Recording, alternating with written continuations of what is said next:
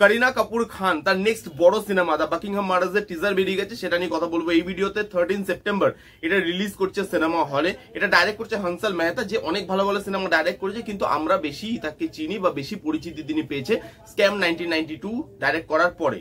এটা লিড রোলে আছে করিনা কাপুর খান। এবার যদি গল্পটা আপনাদেরকে একটুখানি বলে নিই, টিজার দেখে যেটুকু গল্প বোঝা যাচ্ছে সেটা হচ্ছে একটা ছেলে যে বিদেশে মিসিং হয়ে যাবে এবং সেই কেসটা হ্যান্ডেল করতে আসবে একজন ডিটেকটিভ, যে রোলটা প্লে করছে করিনা কাপুর খান। সে আসে এবং সে কিভাবে এই মিসিং কেসটাকে সলভ করে, আদৌ সলভ করতে পারে কিনা, এই মিসিং কেসটা সলভ করতে গিয়ে তার লাইফে কি কি আপস এন্ড ডাউনস আসে, এই সবকিছু নিয়ে এই সিনেমাটা হতে চলেছে। এবার যদি টিজারটার মধ্যে আসি, কি কি পজিটিভ লাগলো টিজারটার মধ্যে। টিজারটা কিন্তু বেশ ভালো হয়েছে। বলিউড সিনেমার যেরকম টিজার হয় তার থেকে এটা একটু আলাদা। কেন আমি সেটা একটু একটু করে এক্সপ্লেন করছি আপনাদেরকে। ফার্স্ট যেটা এই টিজারের মধ্যে খুব ভালোভাবে ওয়ার্ক করেছে সেটা হচ্ছে এই টিজারের সঙ্গে বা এই প্রজেক্টটার সঙ্গে যে নাম অ্যাসোসিয়েটেড আছে। হংসল মেহতা এটাকে ডাইরেক্ট করছে। হংসল মেহতা খুব ভালো ডাইরেক্টর, প্রচুর ভালো ভালো সিনেমা করে এসছে। ফরাজের মতো সিনেমা করে এসছে, ওমরতার মতো সিনেমা করে এসছে। স্ক্যাম 1992 এর ডাইরেক্টর, তো ডাইরেক্টর বড়, কাজ জানে। করিনা কাপুর খান যে একজন মাস স্টার, যাকে লোক প্রচুর ভালোবাসে, আমরা যারা 90s কিড তারা তার অভিনয় দেখে বড় হয়েছি, তো তার একটা পপুলারিটি লোকের মধ্যে আছে। এই যে দুটো নাম একসাথে আসছে, এই দুজন একে অপরকে কিভাবে হেল্প করে এবং কিভাবে হংসল মেহতা করিনা কাপুরের অ্যাক্টিং পোটেনশিয়ালটাকে এই সিনেমার মধ্যে ইউজ করে, সেটা দেখা খুব ভালো হবে, ইন্টারেস্টিং হবে। এই দুজনের কম্বিনেশনটা আমি দেখতে চাই। তো এই যে দুজন আছে তাদের জন্য এই সিনেমাটা দেখতে যাওয়া উচিত বলে আমার মনে হয়। এরপর যেটা নিয়ে কথা বলবো সেটা হচ্ছে লুক অ্যান্ড ফিল। এই যে আপনি লুক অ্যান্ড ফিলটা দেখুন, এটা কিন্তু বিদেশের মাটিতে শুট করা, কিন্তু এই লুক অ্যান্ড ফিলটা অনেকটা হলিউড মুভির মতো লুক অ্যান্ড ফিল রাখার চেষ্টা করা হয়েছে। কেন আমি এই কথাটা বলছি, কারণ এরকম অনেক সিনেমা আছে যেগুলো বিদেশের মাটিতে শুট করা, কিন্তু তবুও তার মধ্যে তার লুক অ্যান্ড ফিল একটা ইন্ডিয়ান টাচ কিন্তু থাকে। বাট এটা যদি আপনি দেখেন, এটা খুব সার্টেল হলিউড মুভির যেরকম লুক অ্যান্ড ফিল হয় সেরকম ধরনের ইন্ডিয়ান টাচ এই লুক অ্যান্ড ফিলে কিন্তু পাওয়া যায়নি। সেই জিনিসটা কিন্তু ভালো।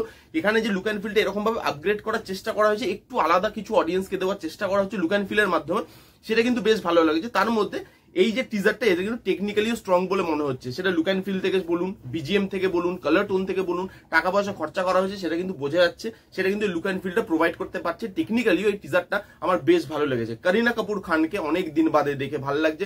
প্রথমেই বললাম যারা 90s কিড তাদের সঙ্গে তাদের না করিনা কাপুর খানের সঙ্গে একটা ইমোশন জড়িয়ে আছে। এত সিনেমায় তিনি অভিনয় করেছেন, প্রচুর ভালো ভালো সিনেমা দিয়েছে, প্রচুর ভালো অ্যাক্টিং রেঞ্জ তার। তো সেইখানে আমি বলবো ইমোশন আমাদের একটা করিনা কাপুর খান, তাকে দেখে ভালো লাগছে। এরকম একটা ডিটেকটিভের রোলে, ব্যাড অ্যাজ একজন ডিটেকটিভ, সে তার রোলে করিনা কাপুর খানকে কিন্তু বেশ মানিয়েছে, তাকে দেখতে ভালো লাগছে। কিন্তু এর একটা নেগেটিভ দিকও আছে। এবার আমি আসবো নেগেটিভ দিকে। করিনা কাপুর খানকে দেখতে খুব ভালো লাগছে, তাকে অডিয়েন্স পছন্দ করে, কিন্তু এই টিজারের মধ্যে তাকে ভালোভাবে ডেভেলপ করা হয়নি বা তার এন্ট্রিটাকে ভালো করে ডেভেলপ করা হয়নি। আপনাকে বুঝতে হবে করিনা কাপুর খান একজন মাস অ্যাক্ট্রেস, তাকে লোক পছন্দ করে এবং প্রচুর রেঞ্জের লোক পছন্দ করে। কারণ তার ফিল্মের অ্যাক্টিং এর রেঞ্জটা অনেক বড়। তিনি একদিকে যখন मैं प्रेम की दीवानी হুর মতো সিনেমা করছে যেখানে প্রচুর ওভার দ্য টপ অ্যাক্টিং, তার সঙ্গে তিনি পরবর্তীকালে এসে কুরবানের মতো সিনেমাও করছে যেখানে একদম সাটেল অ্যাক্টিং। আপনাকে যদি একটা সিনেমার নাম বলি, জব উই মেট, যেটা করিনা কাপুর খানের লাইফের one of the best cinema আমার মতে, সেখানে আপনি দেখুন ফার্স্ট হাফটা পুরো over the top acting, second হাফটা পুরো সাটেল অ্যাক্টিং যেখানে সে পুরো চুপ করে যাচ্ছে। এই দুটো রেঞ্জ সে খুব ভালোভাবে সামলাতে পারে। তাই জন্য সব রেঞ্জের অডিয়েন্স, মানে যারা মাস মুভি ভালোবাসে তারাও তাকে ভালোবাসে এবং যারা একটু সার্টেল অ্যাক্টিং দেখতে চায় তারাও তাকে ভালোবাসে, তার সঙ্গে কানেক্ট করতে পারে। এই যে অ্যাক্টিংটা করতে পারে তাকে নিয়ে টিজারে খুব ভালোভাবে ইউজ করা হয়নি। সে যেভাবে আসছে তার এন্ট্রিটাও খুব অ্যাব্রাপ্ট, তাকে পুরোপুরি মানে সেরকম ভাবে পাওয়ারফুল ডায়লগ দেওয়া হয়নি যেটা দেখে লোক ট্রেলারের জন্য ইন্টারেস্টিং ফিল করবে।